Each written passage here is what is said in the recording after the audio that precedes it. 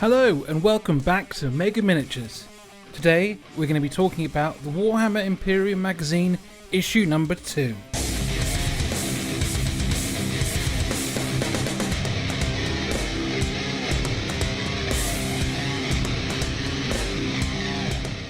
On the front cover of the new magazine we have a nice Necron piece of artwork here, and it shows that we get our 3 free Necron warriors. Now, I've already started working on those and they'll be coming out in a future video. I went for a similar colour scheme to the one that I used on my Necron Royal Warden. It gives me a chance to play with the brass metallic paint that came free with this magazine as well. So it's a real packed issue. It also came with a free starter brush, which I haven't used yet, but I'll be giving it a go soon. This particular magazine, unlike the last one, is priced at £4.50 in the UK. The actual release of these now has been confirmed to be at the end of the summer. It turns out that where I'm based, in East Anglia, they were doing a little bit of a test run. So they released the first 4 magazines just before they're going to be released worldwide. So, I've done the first one, here's the second, I'm going to see if I can pick up the third and fourth. Head to the back of the magazine, and we see a little reveal of what is coming. So as I said, the third and fourth are being revealed. So with this one, we get some free Assault Intercessors, as well as the Ultramarines Blue, even though it's not called that. This is a new reveal for issue 4. We get some, I'm going to pronounce it wrong, but Skorpek destroyers.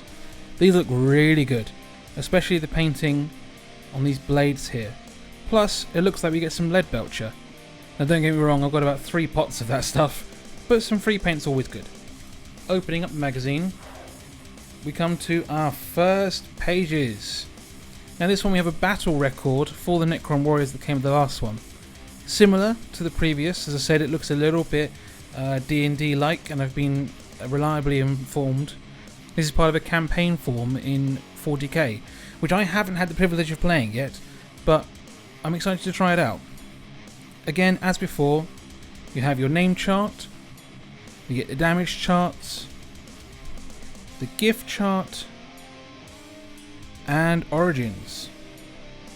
Still seems so D&D like to me, but a slight difference in the faces as well. So we have some battle damage here, some scars across their face here, and this one has its skull slightly opened. A little bit of history here into the dynasty of the Silent King. Great little bit of lore. If you haven't got the codexes, you haven't got access to any further things and someone really coming into the game, this is a great way to learn about what you could be facing. I know some friends of mine who are very keen on playing Silent King.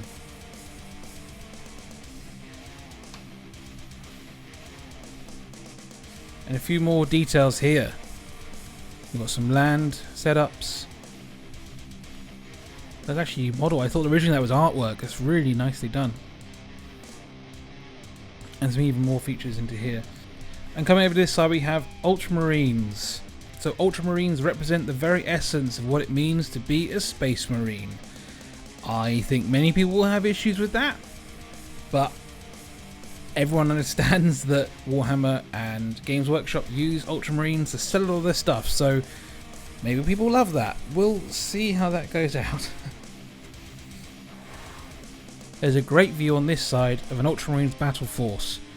We see Gulliman at the front here, lots of different tank setups, and lots of troops coming in, even with the Librarian on the side here.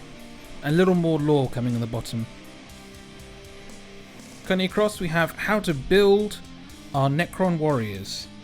Now, having already built them, I can tell you it is a pain and extremely fiddly, and even though at the top here it says easy to build, push fit, no glue needed, but tools required, I can tell you now, push fit is not true. You need to glue them, bits will come apart, and even though it's meant to be very simple and technically could push fit, it didn't hold. So I would recommend picking up some glue, as I've mentioned before. Plus it says you will need tools, as quite obviously the clippers that you can get free with a starter set, or I believe if you subscribe to this magazine they'll send you some of these out. Chuck them, sell them, anything else. an upgrade for a proper pair of clippers. These will drive you insane and actually wreck the plastic and hurt your models. Don't waste your time on this. So yeah, I personally found building these to be very fiddly, but it's good they show you how, and it's good to have that guide for someone starting out.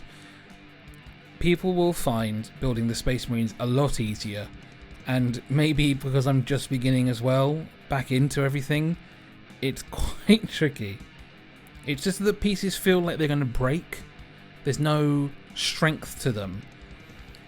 And obviously this is a very different example, but this guy's an Astartes, and even though there's a lot more components to him, there wasn't a single point when I thought something was going to break.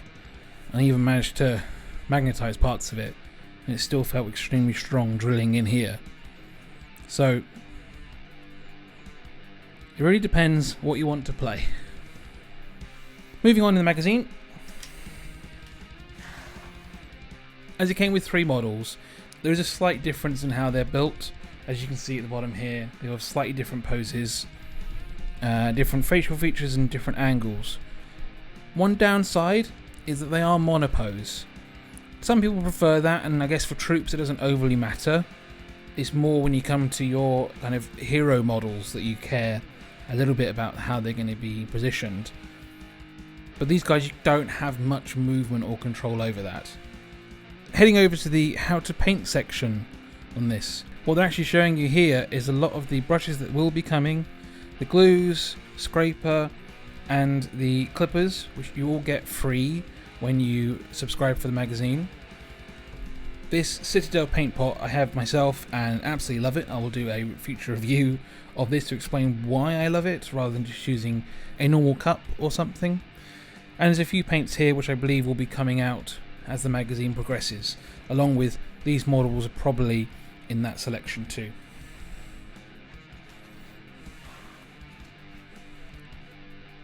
So for someone starting the hobby, this is brilliant. This is exactly what people want to see and how to use this. With everything from using your water pot to how to actually even open the bottles, which seems silly, but noting that it says to shake first is highly important. It's something that when I started in the hobby, I didn't overly pay attention to. And unless someone is watching YouTube or following guides like this, you may not know that. And you may not realise that these paints need to be shaken up to get the right colouring. Seems like such a small thing, but I think that's important because we've got to remember this magazine could be read by children, and so it's important for them to learn these things now. Heading over to the painting side, they touch on how to use one of the Citadel palettes. Now, this being a harder palette, it's not going to give you the features that you might have from a wet palette. This one in particular is mine. I only used it recently, and a key focus on very plain colours there, as you can see. But it just keeps your paint slightly wetter and will last a little bit longer. When used on a dry palette, the paints will dry extremely quickly. Plus, even though I love a lot of the Citadel stuff, I don't necessarily think it's worth buying their palette pad. I might try it out in future just to see, but from what I've heard, just using a simple tile will suffice. These are used for the metallics from the last video. You can see they dried out very quickly. I haven't actually had a chance to clean it yet. End of this video will be that task. But you can get a simple tile from most places. This one just came from a kitchen refit we're doing currently. But you can even get them really cheap heading into the local DIY shop. But saying all that, I really am glad to see they're suggesting to take the paint from the pot and thin it first. That has been a thing that Citadel and Warhammer and Games Workshop have been sharing for a long time. But to have it in black and white here, or white and yellow, it's really beneficial for a younger audience.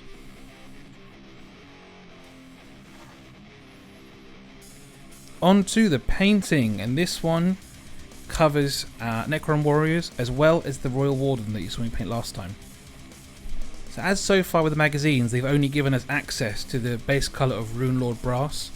They're just showing what to do with that right now. So you can see covering all the painting areas, doing a first coat, a second coat, and a third coat. Same with the Royal Warden. Does get slightly darker. I do agree using 3 coats, and then it's just a shame that obviously it stops here. But as the magazine progresses, you'll have more colours added to the collection and more access to paint these. I wouldn't be surprised though if a lot of people went out and got the paints they needed, just like I did. I even picked up a technical Tesseract Glow, which I know is coming with the magazine later on, but I really wanted to use it now.